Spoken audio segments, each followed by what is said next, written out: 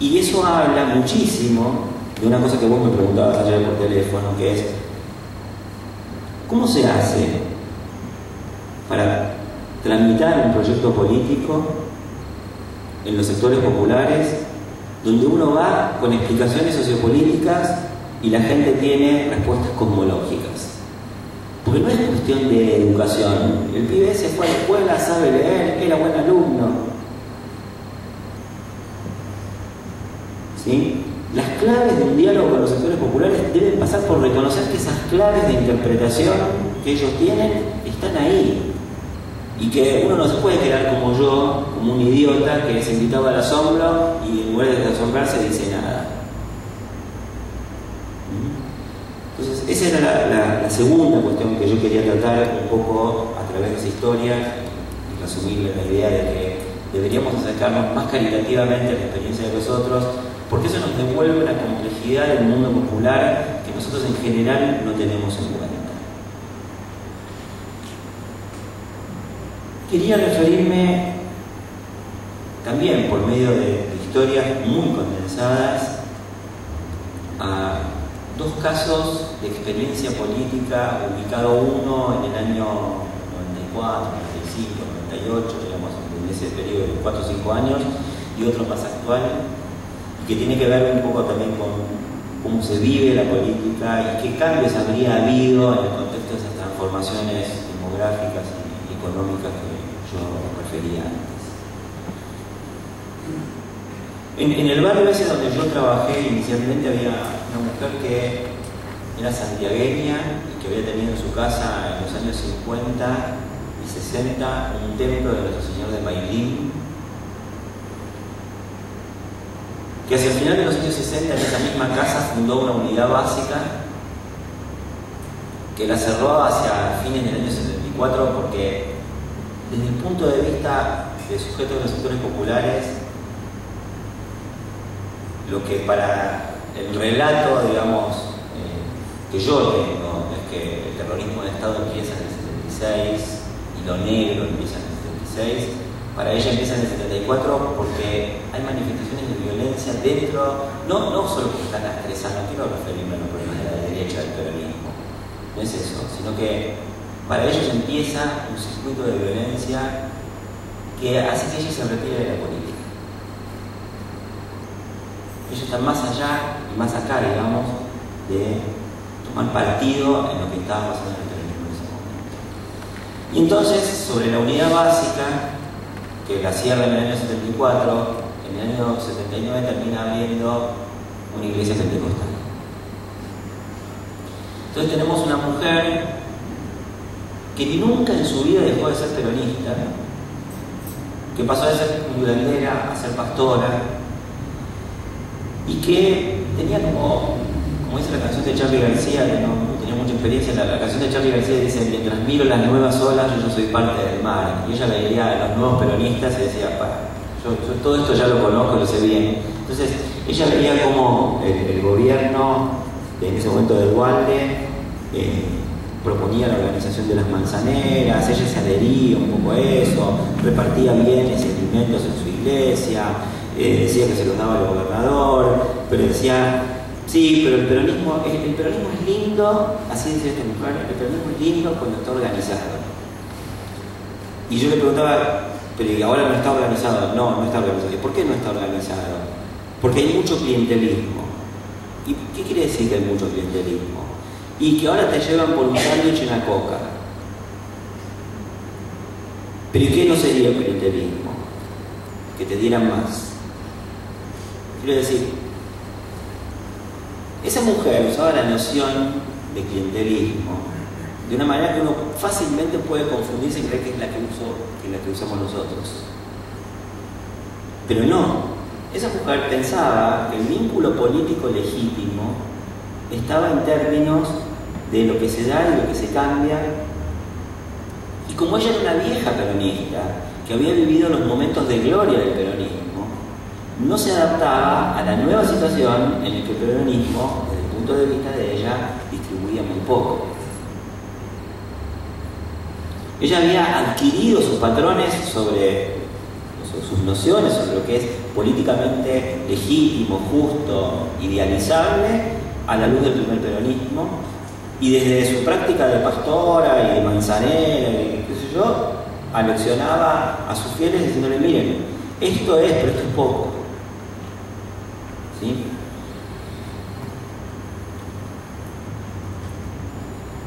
Voy a contar otra historia y después voy a sacar una conclusión de estas dos historias. Muchos años después, en el año 2003, yo fui a La Matanza, a un barrio donde se estaba encarando un plan de vivienda, y me encontré con un pibe que tenía 32 años y me dice, vos no sabés cómo hicimos nosotros, no sabés las locuras que hicimos nosotros. ¿Cuáles fueron las locuras que hicieron ustedes? Entonces me cuenta, mira, nosotros estábamos en el año 97, 98, y acá en La Matanza había 25% de desempleo, 40% de desempleo juvenil. Bueno, ¿y qué hicieron? Y nosotros, ¿sabes lo que hicimos? Fuimos a ver al intendente y le dijimos, mira, nosotros no tenemos trabajo, pero no queremos más microentretenimientos, no queremos, eso, así lo llamaban a los microemprendimientos, no queremos que nos den planes, no queremos nada. ¿Sabes lo que queremos? Queremos casas. ¿Y sabes cómo queremos las casas? Casas de clase media. Y las vamos a hacer. Los tipos, en medio del desempleo, sin ninguna legitimidad, diciendo, digamos, no ganando un peso, no trayendo un peso a la casa, se propusieron organizar un plan de vivienda que yo no les puedo contar ahora toda la historia del barrio, pero fueron demoliendo una por una las casas de la villa donde vivían, trasladando a la gente a las casas que iban construyendo, consiguiendo préstamos del municipio, de la provincia, del Banco Mundial. El mismo pibe que en el 97 era canillita y vendía diarios y jugaba al fútbol, 5 años después era un experto en todo tipo de planillas, proyectos. Cualquiera de los que está acá que estudia ciencias sociales debería asesorarse con él para hacer un proyecto de investigación, porque tiene clarísimo cómo se formula un proyecto de investigación. Y se manejaba con funcionarios de todo orden, digamos, realmente municipal, provincial, nacional y global. Trataba con el Banco Mundial. Y al mismo tiempo, ese tipo era, igual que Margarita, una especie de puntero del barrio que daba y recibía.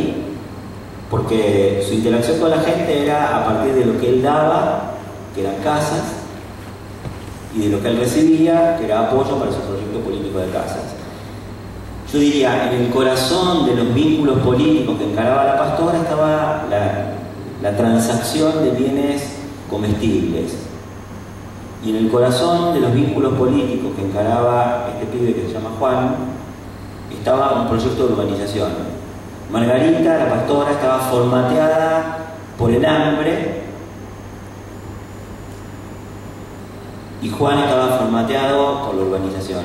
Pero en los dos casos, ¿sí?, el vínculo político, y estoy hablando, después quiero decir porque estoy usando esta expresión, vínculo político, pero el vínculo político tenía que ver con la idea de que intercambiamos materialmente, recibimos materialmente, y que lo que nos da un lugar en una estructura global, en una relación con otros, ¿sí?, es esa posición de yo doy, vos me das, yo te doy, vos me das, yo te devuelvo, porque vos me diste. ¿Sí? Quiero decir, nociones como las que nosotros usamos habitualmente de clientelismo, para decir que esa es una mala forma de política, en realidad son mucho más complejas. En primer lugar porque nosotros no dejamos de ser clientelares porque estamos por afuera del intercambio de casas o de cereales o de alimentos en las villas. También nos movilizan factores materiales en el intercambio con los políticos. Y aparte porque ni a la pastora Margarita, en la situación de máximo hambre, se le olvidaba que ella tenía un proyecto político y que ella sabía que en otra época se había dado más y que había otros horizontes de justicia, lo cual no quería decir que ella no supiera que en ese momento se podía dar poco. Y no quiere decir que el clientelismo, entre comillas,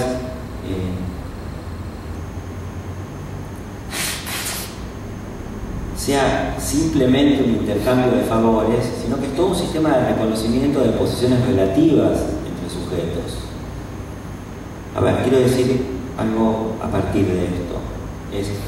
Nuestra idea de ciudadanía, de que nos relacionamos todos como iguales y votamos por ideas que tenemos sobre la sociedad y votamos por el bienestar general, probablemente sea una ficción.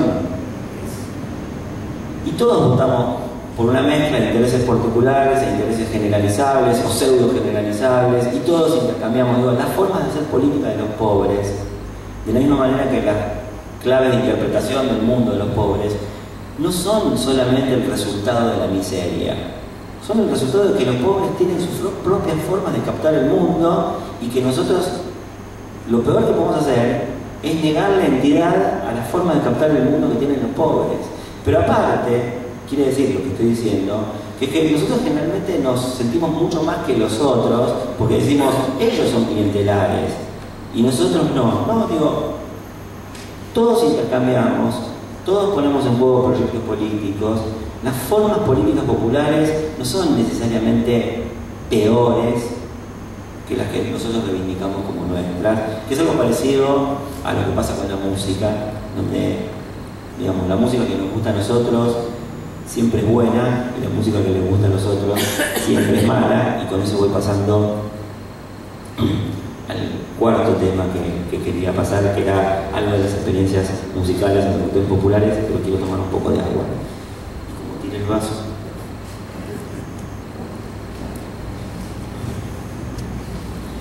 Digo, de la misma forma que uno no puede dejar de reconocer la entidad de las experiencias religiosas, de la misma manera que uno no debería subrayar lo negativo de las formas políticas populares poniéndole rápidamente el título de son clientelares, y debería detenerse para ver cuáles son las expectativas de intercambio, cuál es la modulación de la posibilidad de articularse políticamente que ponen en juego los sujetos de los sectores populares. De la misma manera, uno no debería negarle valor a la música que se practica en los sectores populares, y en esto me voy a detener muy poco, pero que es lo siguiente. Porque un poco quiero referirme a esto porque sobre todo por esto vino la invitación. Probablemente la cumbia es el síntoma más grande de la relación de desprecio, de ignorancia, de desvalor que tienen los intelectuales con los sectores populares. La cumbia es un género que, digamos, inicialmente en su deriva en la Argentina hacia los años 60 empezó siendo parte del patrimonio musical de los sectores medios. Recién me lo recordaba Leiva, pero yo también me acordaba que los primos de mi mamá, que alternaban la escucha de los Beatles con los Bobancó, en una época en que eso funcionaba en el mismo grupo social. Después, de repente, la cumbia se transformó en algo grasa, en algo de negros y en algo de pobres. Y en esa condición la cumbia existió durante más o menos 20 años, casi invisible en los sectores populares. A ningún antropólogo o sociólogo de la Argentina se le ocurrió preguntarse algo que se sabía, por otro lado, era por qué la cumbia era el género que más se escuchaba ya hace 20 años, hace 30 años en los sectores populares. Y no se lo preguntaban porque nadie le daba importancia a las categorías estéticas de los sectores populares. Porque, por ejemplo, una cosa que uno podía preguntarle a gente de los sectores populares es ¿qué música escuchás? Y ellos te respondieran, yo bailo cumbia, que es un poco un ejemplo que me daba Leiva antes, que venían como anillo al dedo. Porque hasta los usos de la música son diferentes en los sectores populares que en los sectores medios. En los sectores medios aparece el ideal de la escucha, porque la música tiene que tener un mensaje, y en los sectores populares aparece el ideal del baile, porque la música es para divertirse.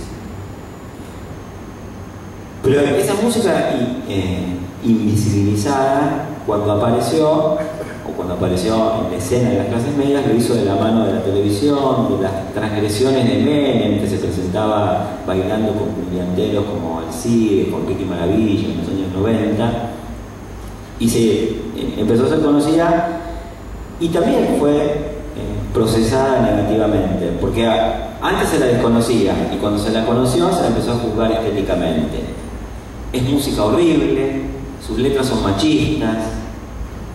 Quiero detenerme solo sobre estos dos juicios por una razón que quería ir arrimando a la conclusión, que es lo siguiente.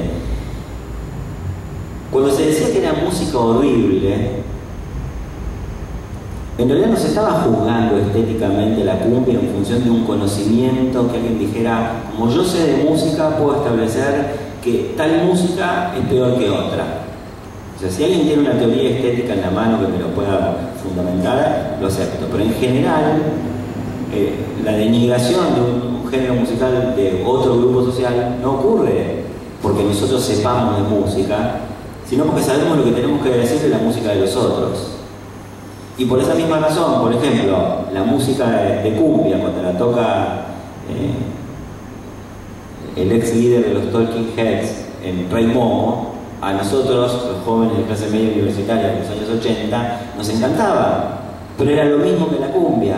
Y por eso a los jóvenes universitarios de clase media de los años 80 nos gustaba Serrat, pero no nos gustaba Julio Iglesias. Y si ustedes se fijan en la música, no digo en las letras, la música de Serrat y la de Julio Iglesias no son tan diferentes como para justificar que a uno hay que fusilarlo y a otro hay que hacerle un monolito, ¿no? Y después estaba el tema de las letras machistas de la cumbia. Yo me acuerdo que cuando empezamos les estoy contando mis prejuicios, no les estoy contando los prejuicios de la sociedad en general, o les estoy contando a través de mis prejuicios, los prejuicios de la parte de la sociedad de la que yo represento.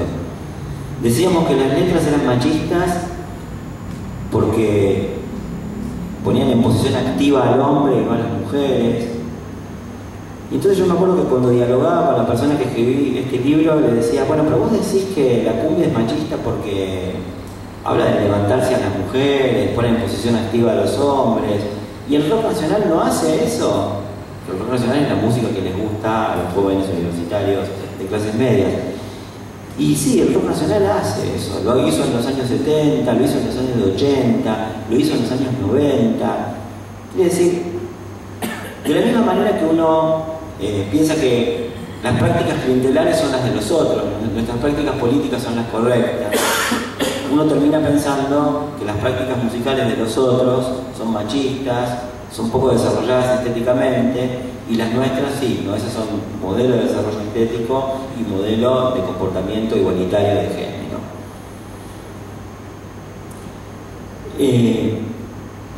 Hice como una curva en el camino, porque si primero yo me referí a que es necesario tener en cuenta la positividad de las experiencias populares en sí misma, y de que tener en cuenta que las prácticas que tienen los otros tienen sentido para los otros y que nosotros no podemos hacer hipótesis o interpretarlas como son producto de sus carencias. Digamos, la gente es religiosa porque no tiene médico, la gente es peronista porque no tiene partidos, la gente le gusta la cumbia porque no conoce la música sinfónica. Pero en esa curva que hice, agregué otra idea, que es la idea de mala política, mala música, malas creencias. Son ideas que en realidad no tienen ningún fundamento objetivo. Son ideas que nos sirven a nosotros para establecer distinciones sociales y para convalidar nuestra superioridad eventual, pretendida, sobre los otros.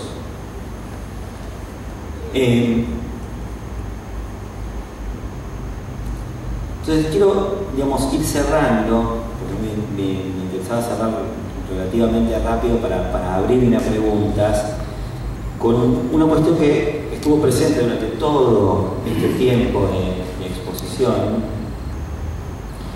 que es la de la relación de los intelectuales con las prácticas populares.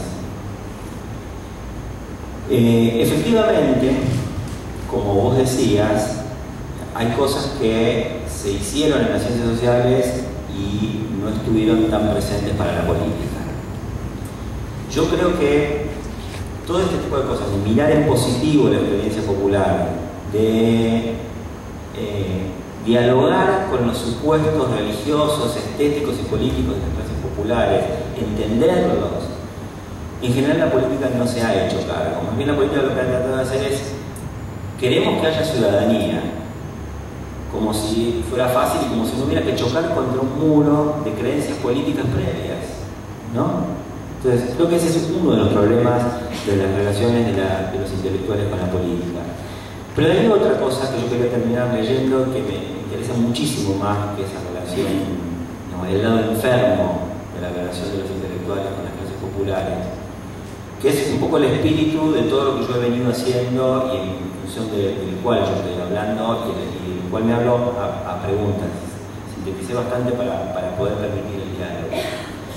Que es, hacia los años 50 o 60, entre los historiadores en Inglaterra, se desarrolló una experiencia de hacer una historia de las clases populares. Eran historiadores marxistas, historiadores comunistas que habían desertado del Partido Comunista y habían estado en desacuerdo con los desarrollos autoritarios de la Unión Soviética. Y eran historiadores que miraban cómo se había llegado al capitalismo, ¿no? Cómo habían sido esos 400 años que llevaron al capitalismo, y lo que habían visto es, durante 400 años, los grupos que fueron subordinados por el capitalismo, que fueron de alguna manera derrotados, igual desarrollaron múltiples formas de resistencia que habitualmente no habían sido vistas ni por los capitalistas ni por los comunistas. Y que eso tenía un efecto negativo. Quiero leerles lo que decía ese historiador porque es un poco el espíritu de lo que yo he intentado decir y sobre todo hacer y escribir durante los últimos años. Este historiador decía: trato de rescatar al pobre tejedor de medias, al destructor de máquinas, al obsoleto tejedor de telar manual, al artesano utópico e incluso al iluso seguidor de líderes religiosos de la enorme prepotencia de la posteridad. Es posible que sus oficios artesanales y sus tradiciones estuviesen muriendo. Es posible que su hostilidad hacia el nuevo industrialismo fuese retrógrada. Es posible que sus ideales comunitarios fuesen fantasías. Es posible que sus conspiraciones insurreccionales fuesen temerarias. Pero ellos vivieron en aquellos tiempos de agudos trastornos sociales y nosotros no. Sus experiencias eran válidas en términos de su propia experiencia, y si fueron víctimas de la historia, al condenarse a sus propias vidas, siguen siéndolo. Un poco mi incitación es a que no condenemos las experiencias populares en nombre de denunciar su dominación, porque los estamos dominando una vez más. Bueno, era eso.